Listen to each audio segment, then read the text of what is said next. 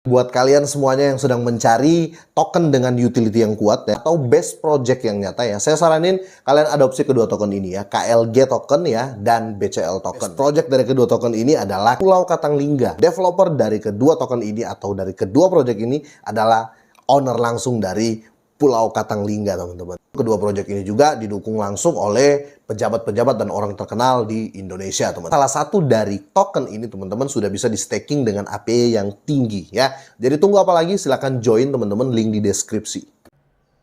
Oke, welcome back to my channel. Semoga sehat dan sukses selalu buat kalian semua yang sudah subscribe dan like video ini.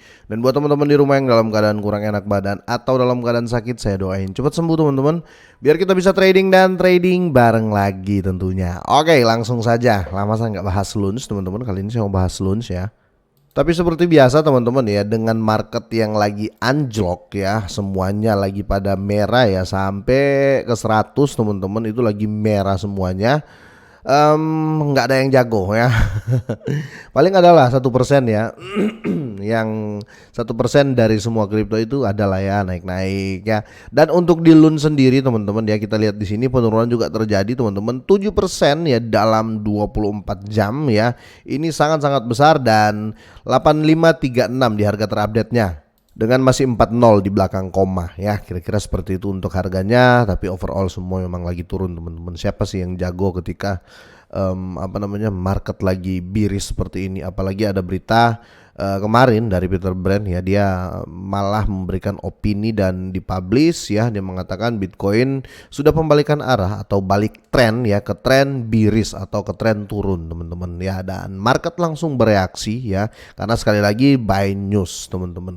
Oke, kita langsung bahas saja ya. Untuk lunch di sini beritanya kurang enak juga, karena diindikasi akan terjadi penurunan 81% ya. Tapi ada kemungkinan kalau jika ini terjadi, apa itu, teman-teman ya. Jadi Zaradar mengatakan Terra Classic atau Lunch bisa turun 81% jika ini terjadi. Nah, ini kita akan bahas dan semoga terjadi, teman-teman ya, supaya siapa tahu memang 2023 ini akumulasi kita ya, belanja banyak-banyak. Oke, menurut mantan anggota tim Terra Classic Layer 1, teman-teman ya, Lunch dapat anjlok ke nilai terendah sepanjang masa atau ATL-nya ya, all time low ya, jika tekanan jual umum menurunkan Bitcoin menjadi 22.500. Jadi kita tunggu.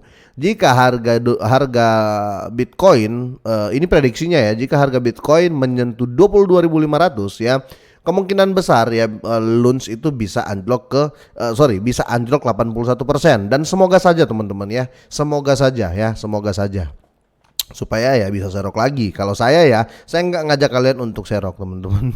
Biar saya saja. Oke, Tobias Anderson ya, pengembang perangkat lunak senior dan mantan anggota tim Layer 1 dari Terra Classic, dia yakin Lunch dapat menguji ulang titik terendahnya sepanjang masa jika tekanan jual umum mengganggu pasar Bitcoin ke wilayah 22.500 ya. Dalam tweet baru-baru ini, Anderson umumnya dikenal sebagai Zaradar ya di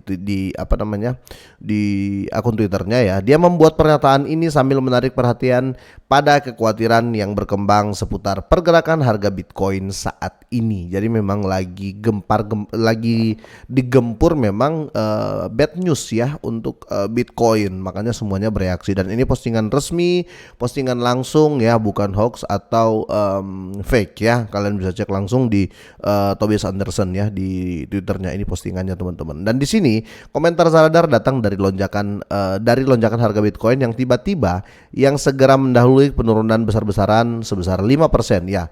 Kalau meme coin atau token biasa ya, itu 5% tuh kecil, teman-teman, penurunannya. Tetapi kalau untuk di Bitcoin, teman-teman, ini ratusan dolar juga ya kalau 5%. Itu pun turun dalam 1 jam ya, dan aset tersebut akhirnya anjlok ke level terendah 7 minggu, yaitu 26.777 kemarin. Pengembang meminta perhatian pada fakta bahwa pemalsuan ini ya berdampak buruk pada aset lain ya, tentu saja. Untuk konteksnya ya, pemalsuan terjadi ketika aset memberikan sinyal palsu tentang penembusan harga yang menyebabkan pembalikan harga secara tiba-tiba yang dapat menyebabkan pedagang menderita kerugian. Jadi ya, kenapa mereka pakai bahasa pemalsuan ya?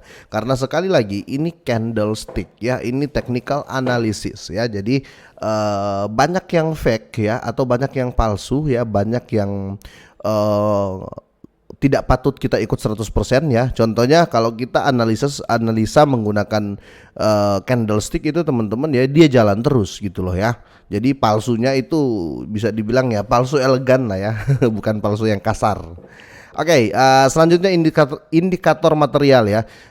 Akun analitik kripto ya baru-baru ini mencatat bahwa Bitcoin mendapatkan tekanan jual yang sangat besar minggu ini ya. Dompet tak dikenal mengirim 9.800 Bitcoin kemarin, menimbulkan kekhawatiran dompet tersebut sebelumnya dianggap berasal dari pemerintah Amerika Serikat. Tetapi klaim ini telah dibantah. Menurut saya teman-teman ya, bukan dari efek ini ya, bukan dari efek pemerintah Amerika Serikat menjual, bukan, karena pemerintah Amerika Serikat ini sudah menjual sebelumnya ya. Masih ada atau sudah habis ya saya nggak tahu teman-teman, karena nggak pernah dipublish. Ini pun mereka membantah, tetapi kemungkinan besar menurut saya pribadi adalah traders, investor lama dari MT Gox ya. Teman-teman kan tahu MT Gox itu Mountain Gox ya, itu exchange Jepang teman-teman ya, kalau saya nggak salah ya, koreksi kalau saya salah. Itu kan hancur ya kemarin ya, di 2023-2024 itu dia collab ya, dia mengajukan collab, terus pengembalian dana ya, jadi dia baru mengembalikan Bitcoin yang hilang waktu itu, collabnya karena diretas waktu itu teman-teman ya. Dan saat di 2023 awal ya, sampai saat ini mereka masih mengembalikan Bitcoin nasabah. Nah bayangin di 2013 itu berapa itu Bitcoin ya harganya. Ya otomatis ketika dikembalikan saat ini di 2023 orang-orang pada profit dong ya kayak dibantu hold lah ya ceritanya, dan otomatis orang menjual ya, kemungkinan besar itu teman-teman, karena banyak sekali Bitcoin yang diretas di sana dan yang bertanggung jawab adalah MT Gox ya. Oke, LUNS telah naik 10% dalam 2 hari ya, khususnya harga terendah sepanjang masa LUNS di kuartal 0 1675 ya. Nilai yang turun setelah ledakan tengah mulai Mei lalu ya. LUNS saat ini diperdagangkan untuk kuartal 0901 anjlok menjadi 1675, akan menandai penurunan besar-besaran sebesar 81% dari nilainya saat ini ya.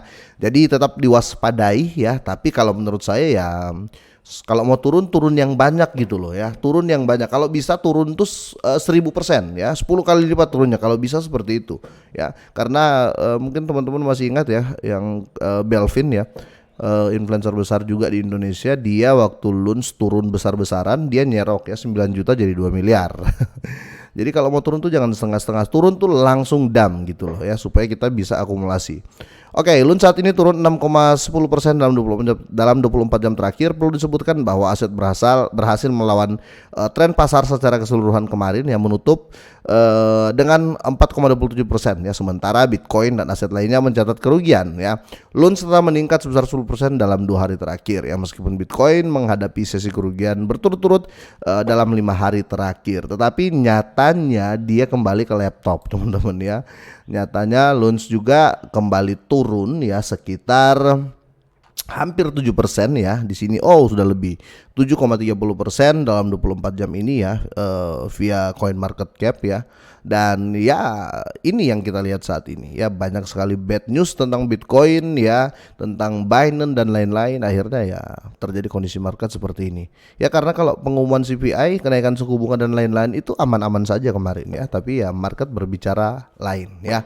Oke, menurut kalian seperti apa teman-teman? Bisakah LUNS dam sampai 80% ya? That's why kita harus tunggu Bitcoin 22.500. Jika Bitcoin sampai anjlok ke 22.500 ya, kemungkinan terjadi LUNS itu turun 81%. Jadi ya tergantung kita mewaspadai yang mana nih ya. Semoga ini bermanfaat, semoga sehat dan sukses terus buat kalian semuanya.